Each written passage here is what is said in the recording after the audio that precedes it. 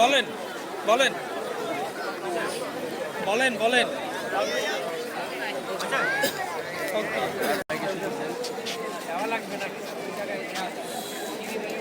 আসলে আজকের এই মন বুদ্ধিজীবী দিবসে আজকে আমরা এখানে সকলে একত্রিত হতে পেরে অনেক খুশি এবং নিজেদের কৃতজ্ঞতা বোধ করছি। কারণ যারা দেশের স্বাধীনতার জন্য এই বাংলার ভূখণ্ড বিজয়ী করার জন্য যারা এই রক্ত তাজা প্রাণ ঢেলে দিয়েছিল, সেদিনকে আপনারা দেখেছিলেন যে এদেশের বুদ্ধিজীবী বলতে যারা সাংবাদিক, কবি, সাহিত্যিক, তাদেরকে এভাবে কিন্তু নির্বিচারে রাত্রে ধরে নিয়ে যে হত্যা করা হয়েছিল, নির্বিচারে এমনভাবে হত্যা করা হয়েছিল, তাদের লাশ মান করা হয়েছিল। ঠিক তেমনইভাবে আমাদের একটি গণঅভ্যুত্থান হয়েছে, আমাদের দেশের পরিস্থিতি পরিবর্তন হয়েছে, কিন্তু আমরা যে গণতন্ত্রের যে ধারাবাহিকতা এটা এখনও আমরা পাইনি। কারণ গণতন্ত্র যে সুসংগঠিত যে অবাধ সুষ্ঠু নির্বাচন এটা এখনও বাস্তবিত হয়নি। এবং এছাড়াও যে আমাদের যে মানুষের যে এটা যে প্রতিক্রিয়াটা সেটাও কিন্তু আমাদের ঠিক হয়নি। আমরা দেখছি যে এখানে যত লোক রয়েছে প্রত্যেকেই কিন্তু এই বিষয়টা কিন্তু একই কথা বলছেন যে মানুষের যে স্বাধীনতা বা স্বাধীনতা এটা কিন্তু এখনও বাস্তবায়িত হয়নি। আমরা সবসময় দেখেছি যে মানুষের যে যত মানুষ রয়েছে প্রত্যেকে তাদের একটা আকাঙ্ক্ষা থেকে কিন্তু কোনো না কোনো জায়গায় তারা যায়, তারা সবসময় আকাঙ্ক্ষা করে নির্ভরশীল থাকে, আকাঙ্ক্ষার প্রতি তাদের দায়বদ্ধ থাকে। সেখানে আমাদের আকাঙ্ক্ষা আজকে স্বাধীনতার এত বছর পরও আমরা কিন্তু সেই আকাঙ্ক্ষা পূর্ণ করতে পারিনি। যার কারণে 90 গণঅভ্যুত্থান হয়েছিল, এরশাদ পতনের একটা আন্দোলন হয়েছিল, তারপরে মনে করছিলাম বাংলাদেশ মনে সব দূষণমুক্ত হয়ে গেছে, কিন্তু আসলে তো তা কিছুই পাইনি। তারপরে এই 24 আবার গণঅভ্যুত্থান হলো, শেখ হাসিনা দেশ থেকে পালিয়ে গেল, তারপরেও কিন্তু দেশ কিন্তু এখনও কিন্তু একই রকম রয়েছে। প্রতিদিন গড় হিসাবে 11 জন লোক হত্যা করা হচ্ছে, এটা বিভিন্ন সংগঠনের পক্ষ থেকে কিন্তু এটা রয়েছে। তা যেহেতু বিভিন্ন সংগঠনের হিসাবে আমি দেখেছি, বিভিন্ন সংস্থার পক্ষ থেকে দেখেছি যে প্রতিদিন 11 জন লোক হত্যা করা হচ্ছে এদেশে। আর সেইখানে আমরা যে গণতন্ত্রের কীভাবে সুসংগঠিত হয়েছে এটা আমরা কীভাবে বলব। তা আমি বলবো বর্তমান যে সরকার রয়েছেন একটি অবাধ নির্বাচন সুন্দরভাবে দিবেন এবং এই দেশের যে গণতান্ত্রিক প্রক্রিয়াকে আরও সুন্দরভাবে ধাবিত করবে। এছাড়াও আর বলবো যে প্রতিদিন সাংবাদিক যেভাবে হয়রানি হচ্ছে, সাংবাদিক যেভাবে হ্যস্তন্যস্ত হচ্ছে, সাংবাদিকরা তাদের দায়িত্ব পালন করতে পারছে না, সাংবাদিকের যে নৈতিক যে দায়িত্বটা রয়েছে সেটা পালন করতে পারছে না। এছাড়াও এক শ্রেণীর অপেশাদার সাংবাদিকরা এখানে ঢুকে এই পেশাকে আরও বিভিন্নভাবে পালন করছে।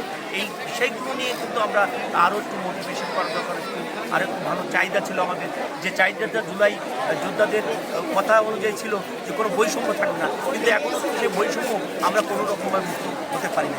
তা আমরা বৈষম্যমুক্ত সমাজ কিন্তু করতে পারি। এছাড়াও দরিদ্র শ্রেণীর লোক, ভূমিহীন, কৃষক, যারা শ্রমজীবী মানুষ, তাদের যে ন্যায্য অধিকার এটা কিন্তু হয়নি। যেমন কোনো উন্নয়ন হচ্ছে না, কারণ উন্নয়ন বাধাগ্রস্ত হচ্ছে। এইসব লোকগুলো তাদের কাঙ্ক্ষিত যে আকাঙ্ক্ষা হচ্ছে ওই আকাঙ্ক্ষাগুলো কিন্তু তারা পায়নি। এটা মূলভাবে মূল কথা। আমি যা হোক আজকের লাইভে আপনাদের আমার সাথে প্রত্যেকে আমি জানাই যে আজকে এই বুদ্ধিজীবী দিবস বলতে সাংবাদিক কবি সাহিত্যিক যারা এদেরকে বোঝায়, আজকের এদের এই রক্তের বিনিময়ে আমরা একটি সুন্দর বাংলাদেশ পেয়েছি, সুন্দর স্বাধীনতা পেয়েছি। তাই ঢাকা প্রেস ক্লাব, আন্তর্জাতিক press club, Bangladesh national news club, দক্ষিণাঞ্চল সাংবাদিক union, Bangladesh women green housing limited সহকারে বাংলাদেশ সেন্ট্রাল প্রেস ক্লাব, এই সমস্ত যেসব প্রেস ক্লাবগুলো আমার সাথে যুক্ত রয়েছে, এই সংগঠনগুলো থেকে আমি আবার আপনাদের কাছে শুভেচ্ছা অভিনন্দন জানাচ্ছি এবং আজকে শহীদদের প্রতি শ্রদ্ধা জানিয়ে শেষ করছি। সকলে ভালো থাকবেন, সুস্থ থাকবেন। আসসালামু আলাইকুম। আমার সাথে ক্যামেরায় ছিলেন আব্দুল আজিজ। আজিজ, আপনার মন্তব্য বলেন। আমার মন্তব্য হচ্ছে আমরা এখানে উপস্থিত হতে পারি অনেক ভালো মন্তব্য। আর এখানকার পরিবেশ অনুযায়ী সমস্ত সকল মানুষদের উদ্দেশ্য বলতে চাই, আমরা উপস্থিত শান্তি শৃঙ্খলা জন্য আমরা এখানে আসছি। আর এখানে আসতে পেরে আমাদের এত ভালো লাগতেছে যে আমরা আসতে পারছি, এত দূর দূরান্ত থেকে আমরা এখানে আসছি, উপস্থিত হয়েছি। আর স্বাধীনতার জন্য আর কি বলি, আমরা যেহেতু আমাদের অনেক সিনিয়র পার্সোনাল এখানে আছে, তারা বক্তব্য দেবে। আমার বড় বক্তব্য এখানেই শেষ করছি। আমি আব্দুল আজিজ প্রধান। ধন্যবাদ।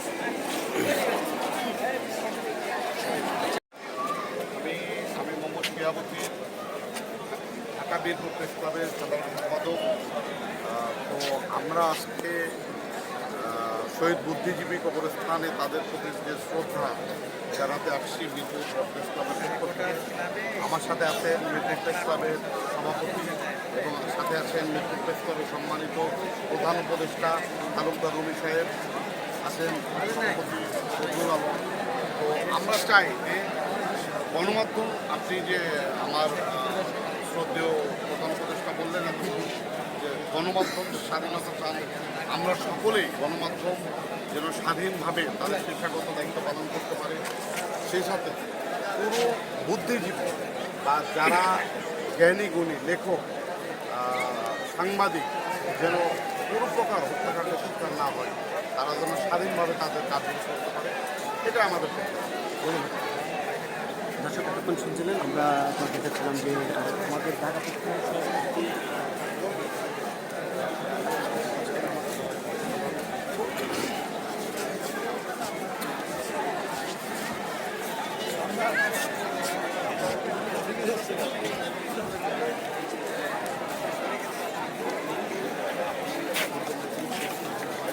আজকে আপনার বলেন কি এখানে আসছেন, এখানে অবস্থা কেমন বা কি? এখানে অবস্থা হাজার হাজার লোকের সমাবেশ।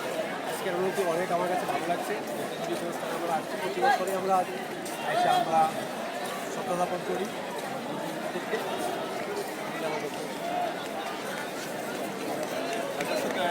আমি এখানে পেয়েছি বাংলাদেশ ইউনিয়ন গ্রিন হাউজিং লিমিটেডের আজার ভাই আপনি বলেন আজকের কি কেমন লাগছে? ভিডিও করুন। আজকে আমাদের অনুভূতিটা অনেক ভালো লাগতেছে। এখানে হাজারো মানুষের সমাগম হয়েছে, যারা বুদ্ধিজীবী ছিলেন আমাদের দেশে, তাদের বুদ্ধিজীবীদের একত্রে করে হানাদার বাহিনীর মতো তাদেরকে নৃশংসভাবে হত্যা করা হয়েছিল। তাদেরই সমবেদনায় আমরা আজকের এই দিনটিকে আমরা উদযাপন করার জন্য এখানে সমবেত হয়েছি। আমার খুব ভালো লাগছে। ধন্যবাদ। আপনি কেমন লাগছে বলেন? আমার কাছে অনেক ভালো লাগছে। হাজার হাজার লোকের সমাগমের মাঝখানে আমরা প্রতি বছরে বুদ্ধিজীবী অবস্থানে করি, এগুলো দেখে আমার অনেক ভালো লাগছে। ভায়োলেন্স করার একটা প্রবণতা, বিচারের আগে বিচার করার একটা প্রবণতা, এটি যদি ডক্টর মোহাম্মদ ইউনূস বন্ধ করতে না পারেন, তাহলে আমার সন্তানরা যে রক্ত দিয়েছে সেটি ফলপ্রসূ হবে না, সেই ক্রেডিবল নির্বাচন হবে না। সেটি আমরা মনে করি যে ক্ষেত্রে একটি বড় দল বিএনপির উচিত হবে এগুলোকে পর্যবেক্ষণে রেখে এই বিষয়ে বিএনপির করণীয় রয়েছে। যারা নির্বাচনকে বাঞ্ছাল করতে চায়, এই যে একটু আগে বলেছি, একজন জুলাই যোদ্ধাকে কীভাবে হত্যা করেছে, হত্যা প্রচেষ্টা চালানো হয়েছে। আমরা মনে করি এর আগেও চট্টগ্রামে একজন বিএনপির প্রার্থী নির্বাচনী গণসংযোগকালে তার উপর গুলি চালানো হয়েছে।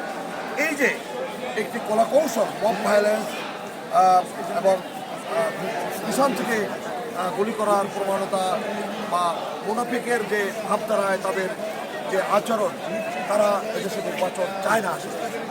তারা বলে এক পরে আরেক।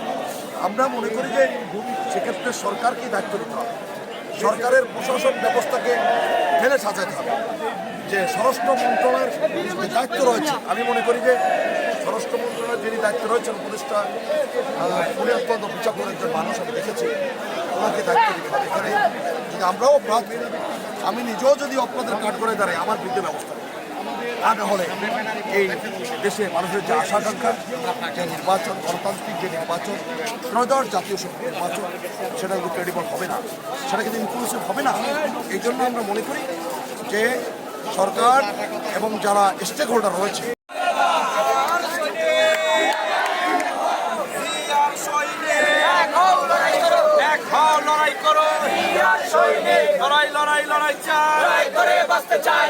আমার বিশ্বাস, আমার চেতনা, আমার চেতনা, আমার বিশ্বাস। লাল সবুজের পতাকায় তোমায় দেখা যায়, তোমায় দেখা যায়। লাল সবুজের পতাকায় তুমি আলো, ঘরে ঘরে জালো, ঘরে ঘরে জালো, তুমি আলো। আজকের এই দিনে তোমায় মনে পড়ে, তোমায় মনে পড়ে। আজকের এই দিনে স্বাধীনতার ঘোষক জিয়া, লাও লাও লাও সালাম, লাও লাও লাও সালাম। স্বাধীনতার ঘোষক জিয়া, যুদ্ধের নায়ক জিয়া, লাও লাও লাও সালাম। জিয়া